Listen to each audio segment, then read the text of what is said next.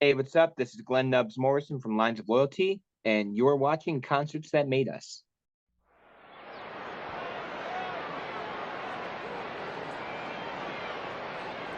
Is everybody in? Is everybody in? The show is about to begin.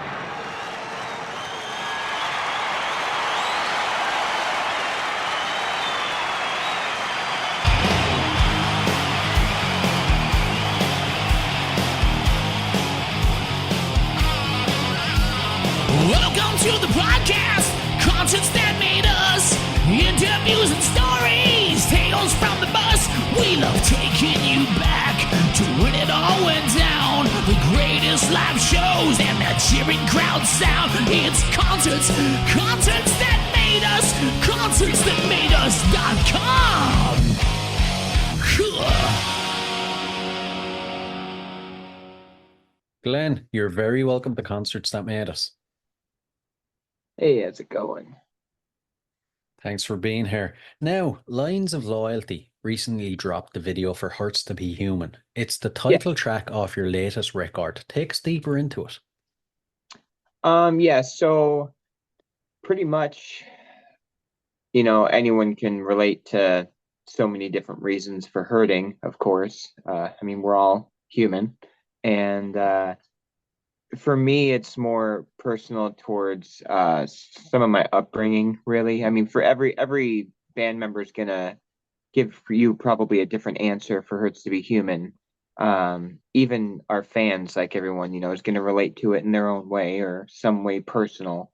But for me, it was a lot of my upbringing, and I was in foster care when I was a younger child, up to my teenage years and stuff, and I had a foster family that really, towards the end there, kind of like took good care of me. And my foster mom recently had passed away of stage 4 cancer. I'm sorry. And so appreciate that. And so her funeral was actually the day of the music video. And so I wasn't able to be there. But in this video, for me, it kind of like shows a side of like almost that for me. I mean, you can kind of see that with the hospital stuff and all that, but yeah, I mean, to everybody, it's going to be kind of a different personal feeling, but the video is just expressing, hurting to be human, really. Yeah, I get you. Do you find it, you obviously do find it therapeutic then to put so much personal stuff into songs, do you? Yeah. I mean, Rito, he does a big majority of the songwriting with the band as well, and he's gone through some things in life, and I've gone through. I mean, everyone, like I said, everyone goes through things in life, but this album is a lot of what me and him have really gone through in our lives personally. Yeah. Do you ever get worried you're putting too much of yourself out, or is it, No, I don't think no? that. I think that's all mumbo jumbo. I honestly personally think you could post as much content as you want and as much stuff as you want, because why not give them more? Why not give them everything they, want to see in you? Why hold back any potential? True, true. I like that answer actually. Yeah, very good. Yeah. And when it came to, recording production, was there any challenges or memorable moments that popped up along the way? Yeah, a little of both actually. Challenges is, making sure I can do certain things live because recording is a whole different process than playing live. And when we play live, we want to sound like the recording. So, granted, I'm only one guitar player and one singer. So, we do have backing tracks of some guitar stuff here and there and some sounds or whatever, but, we played all the instruments, we did all the things. So it's like, even if they're there to help out, make the sound full, it's still us, you know what I'm saying? So, it is challenging to be able to match up that energy and feel live to make sure people have a good concert, and a good show, because I want to give 100% of my performance. We all do. We all give it 100%, no matter what. And it's just, it can be challenging, like I said, going from being in the studio and playing a riff and then going on the mic and singing on the microphone, but not playing and singing those two things together until you're actually live. And then you realize how hard it is to play certain things and sing that. a certain way together, but you figure it out and you make do. But I think that's one of the most challenging things for me was playing certain riffs and singing, but I'm getting used to finding ways to make my brain think one pattern with singing and one pattern with playing. And it's kind of like a drummer's brain where they're doing a million things at once too, and also there's foot pedals and then there's in-ear monitors and then there's the programming. It's just there's a lot that all comes into play, and Yeah. I think that's the most challenging. Memorable, I think every time we go to the studios, a great memory because we come out with something, that is we're all happy with. And if we're not happy with it, we figure it out and fix it. So I think the most memorable part is creating the stuff as a group, with our label and with our producer and stuff like that, and just being all together in a room and just making good memories and making good music. Yeah, true, true. How does the final product, the finished vision, hold up to the original vision? Did it change much along the way? Um, yeah, I mean a lot. It can one second you think it's one way, and the next second it's like, oh well, what about this? And it could be this way, and then it's that way, and it's like it's a whole 360 sometimes, So it really just depends on how everyone comes together as a collective to figure out what we want. I gotcha. I gotcha. Any specific tracks that have special meaning to you apart from Hurts to Be Human? My favorite song is Because of You. It's just really heavy hitting. It hits home with a lot of personal things. If you've ever been in a really bad relationship or something like that, you can kind of relate to it. So, those are just kind of key points there. My addiction's a big one for me because I did have an addiction with, hard drugs when I was younger and stuff too. And, that was pretty much a lot based on my addictions, but also again, with all these songs, even with that song, there's so many addictions that anyone can relate to. It could be anything. You could be addicted to listening to music, which is a good addiction. So True. but there are bad addictions too. So I just yeah, those are a couple for me that I really care about. Yeah, yeah. Would it be safe to say then that those songs are the ones you look forward to most singing live, playing live? My favorite song to play live is Blackout. Just Okay. because it's a really fun song. It gets the crowd involved. There's a lot that's going on. It's just a really cool vibe. I gotcha. I gotcha. Now, you guys had a very successful career as mixed company. Can you walk us Yeah. through the kind of transition from mixed company to lines of loyalty? Yeah, so Mixed Company actually was a band that wasn't even ours. It was just a name we were holding on to. None of us were original members. We just kind of, kept it going. It used to be female fronted, and there were more members of the band. And I was just a backup singer, rhythm guitar player in the background when I first joined. And things didn't work out with the singer, and I jumped in place, and everyone was like, "Holy crap, why weren't you doing this before?" So I just stuck with it. And then eventually we just, got a lot of good advice from our label and our friends and our family, and we rebranded and, we made it to what we are now. And we wanted something of our own. And so we did that and we held to it. We did have a different drummer when we first started it, but the drummer we have now, I believe, is the perfect match. And we finally found what, we were missing. And now I feel like the band is very well accustomed to playing together because I played together so long with the bass player, and the drummer's already so talented that when we're together, it's just really tight, and it's only going to get tighter the more that we've played together and stuff like that. So, but he's been with us at least a year, a little over a year now, and it's been pretty great. So everything's been moving really well with the band and the sound and us all getting, and we're all friends too, so we already knew the drummer prior, so that was really good. That helped out, and we all just keep pushing forward. Yeah, yeah. It can be kind of, tricky, a tricky decision. You could be afraid that you might lose fans when the name is Oh, so I we've established. we've definitely lost some fans, but it's fine, and we've gained a lot of fans, and that's always going to happen. You're always going to lose people, and you're always going to gain people. That will be a never-ending cycle that always happens. Yeah, yeah, very true. I suppose it's all about kind of being true to yourself as well and what you want. Yeah, As you said, you'll and if gain new fans. I mean, if anything, if they only left the band, or they left being a fan because of one person's not in the band anymore, then they were only truly a fan of that one person. Yeah. Yeah. When you put it So like that. Yeah. Yeah. yeah. Now, the podcast is called Concerts That Made Us. So I'm looking forward to this part. I bet you've got some pretty cool stories. We'll Yeah. start off easy. As a concert goer, which concerts would you say have made you? Okay, well, I'd have to say one of my biggest ones was not too long ago with my family. I was with my fiance and my son in the band. Of course, we were at Sick New World in Vegas, and we saw Dayseeker, which is one of the bands I've been wanting to see for a while. And I got to share that with my son and my fiance, and they love it too. And it was very emotional. Um, Plus, they're just great musicians, and it was just really cool to be able to see that and do that. And that was a very wow moment for me, I'd say, um, personally. And it was just all around really good, really good time. Yeah, yeah.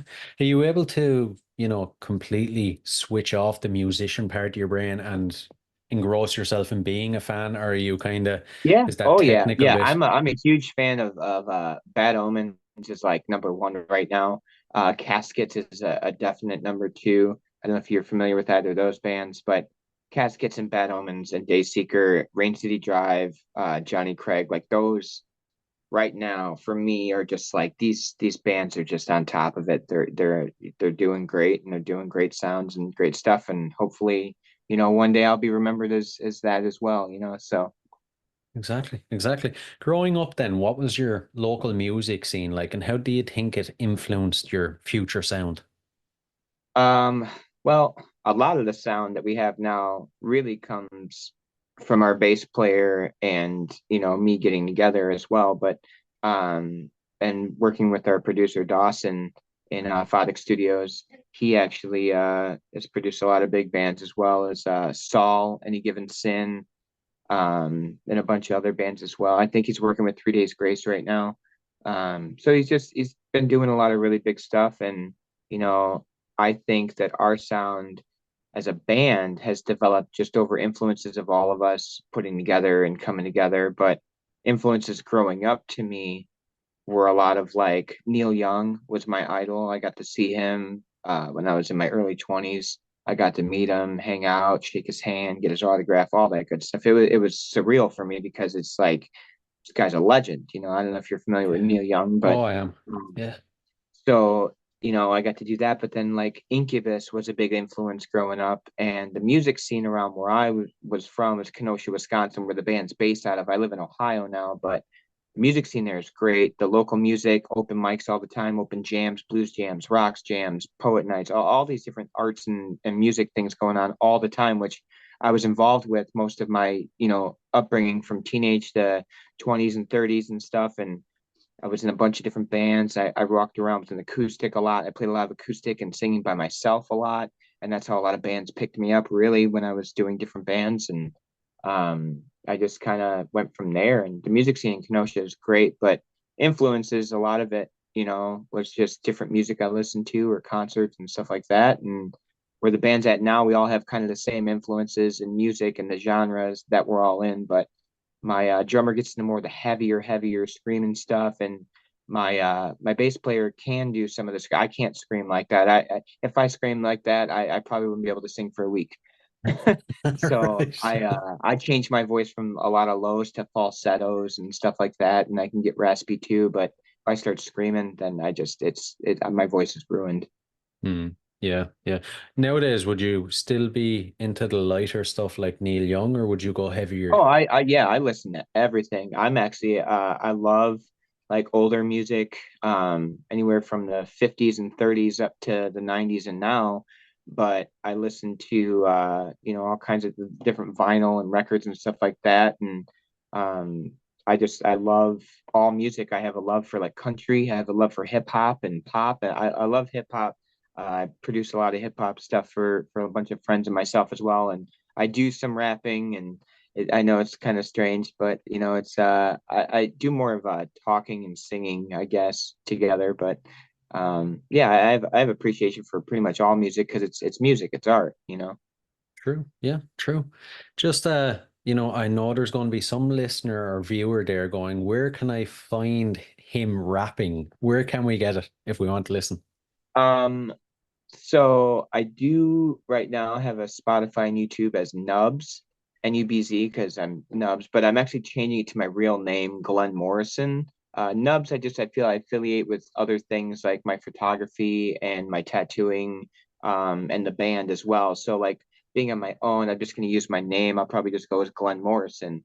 But there's little things you can find here and there. But my Spotify is Nubs right now. I think I'm going to try to get it to say Glen Morrison. It might even say Glen Morrison already, but I produced some stuff from my French Chalant on there. It's not much, and I've done some cover stuff, and it's just a genre of all different stuff. It's not necessarily just hip hop.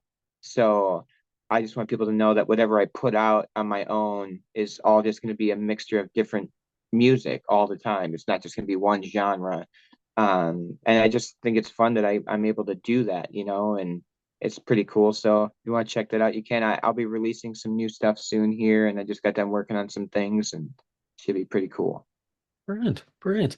Now, lines of loyalty, the moment we're all waiting for. For any listeners or viewers that haven't been lucky enough to catch one of your shows, what are they like? Give us the full experience if you can.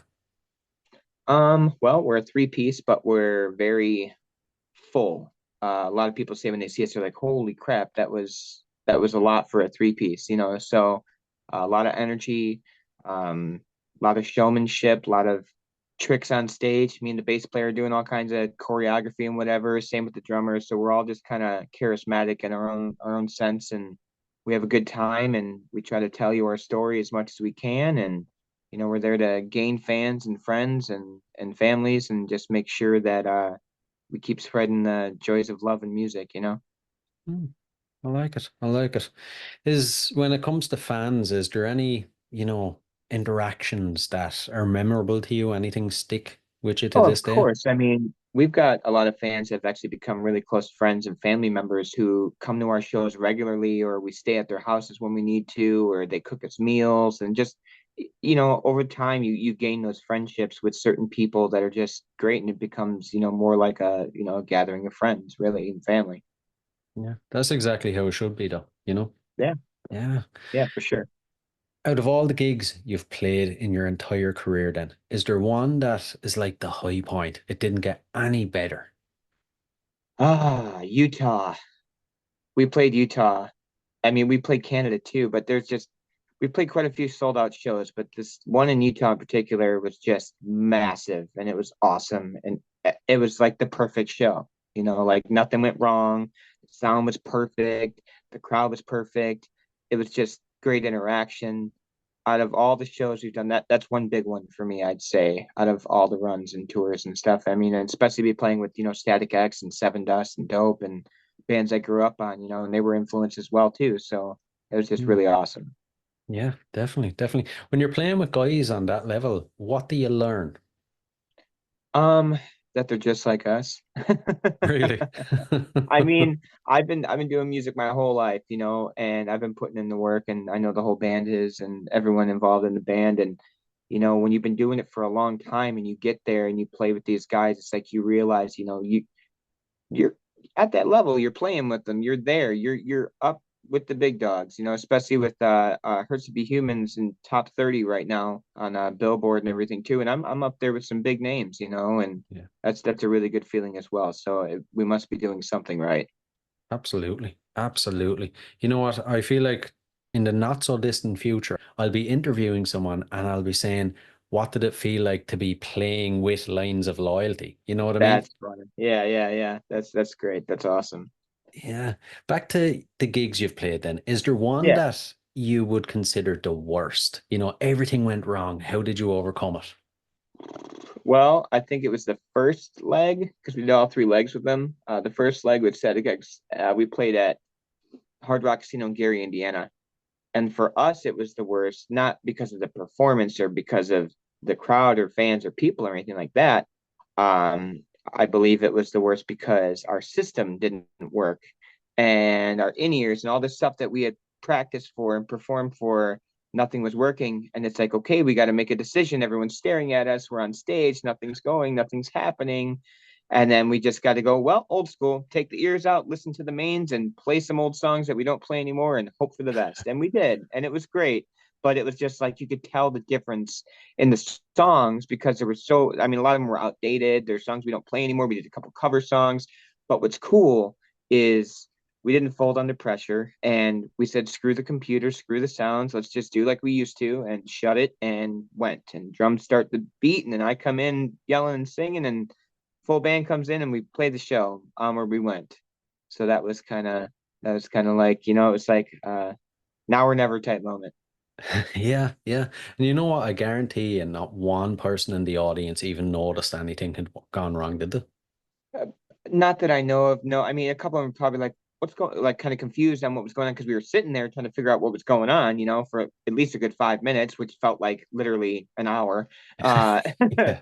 because everything's going by so quick. But no, it was a good show regardless. But out of all of them, that was like crap moment. Hmm. I get you. I get you. When it comes to showtime, then your pre-show and your post-show, how do you psych yourself up, and then afterwards, how do you wind down? Well, pre-show is usually slamming some sort of natural energy drink, because I don't do like Red Bulls or Monsters and stuff like that. I used to, but just so much crap in them, and I don't want to get into all that. But I do a lot of natural stuff. And then so like that gets my energy up a little bit. I do a little bit of honey. I don't do a whole lot of talking before I have to sing. Like if I'm interacting with people as I'm walking through or anything, like I just try not to talk a lot, just because I have to sing, and that can strain my voice a lot. Nothing super cold, no ice and anything. Room temperature water that I sip before and while I'm on stage. Just keeps a little bit of, lubrication with the vocals and stuff. And other than that, I think we have like a ritual, otherwise, that we huddle up together. We kind of talk about what we're going to do and what we're going to succeed in that night and the future, and kind of put things into existence and manifest a lot. And then after we play, it's tear everything down really, really fast, get it off stage, get it all packed up, and get to the merch right away to sign autographs, take pictures, and then hopefully get a shower and somewhere to sleep. Right. Pretty normal. Yeah. And, when you think of the future, say 5 years' time, what do you hope the band looks like? I hope to be where all the bands that I look up to are at. Yeah, understandable. Understandable. I've already been in it long enough. It's like 5 more years, we should be at that point, hopefully, Yeah, as long as we keep doing everything right and people keep noticing and keep liking and sharing and all that good stuff. exactly. Keep doing what you're doing now and it'll happen. Yeah. And future plans. So when can we get new music, gigs, anything you can share with us?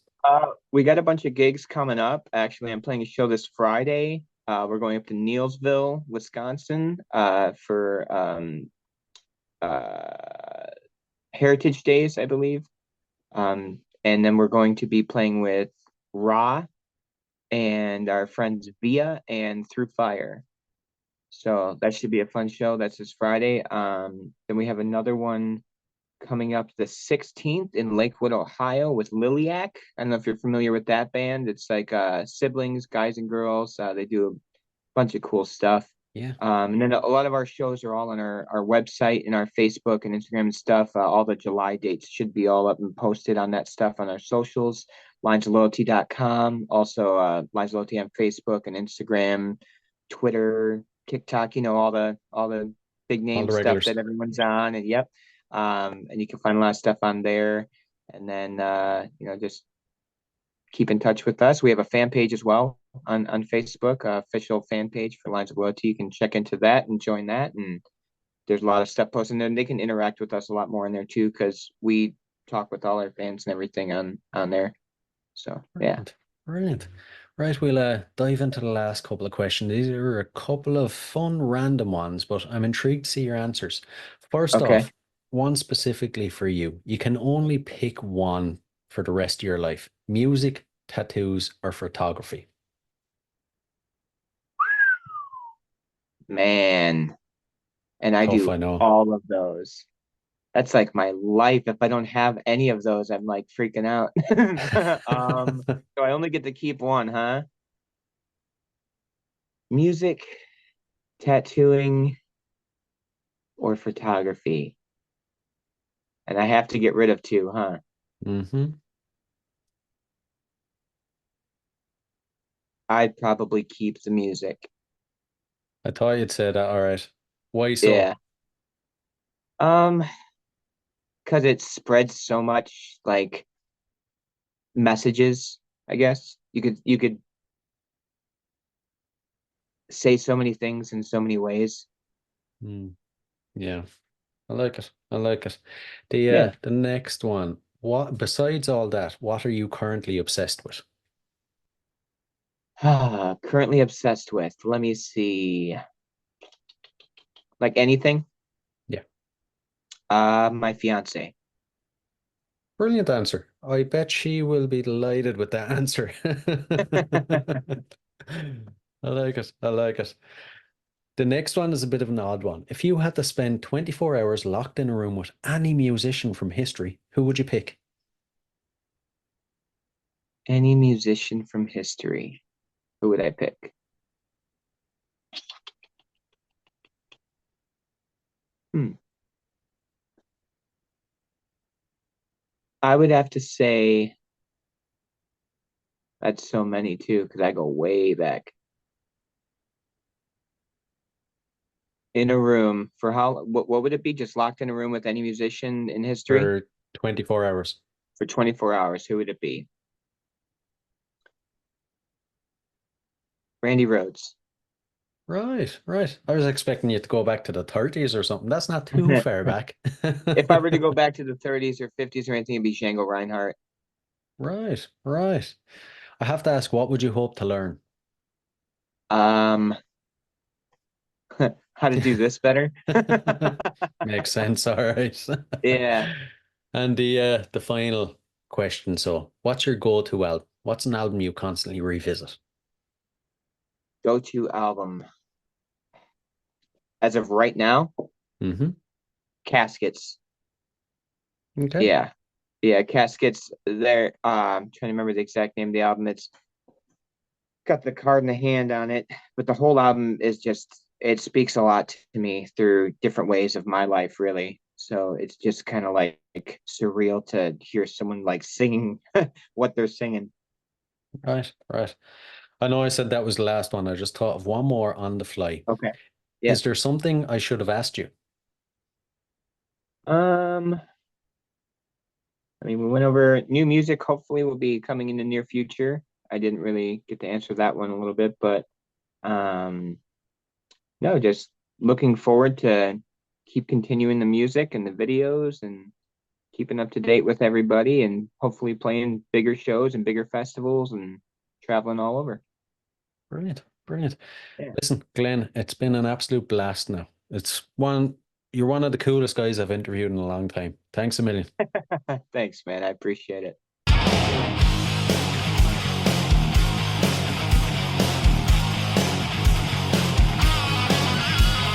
Welcome to the podcast, concerts that made us, interviews and stories, tales from the bus. We love taking you back to when it all went down. The greatest live shows and the cheering crowd sound. It's concerts that made us, concerts that made us.com.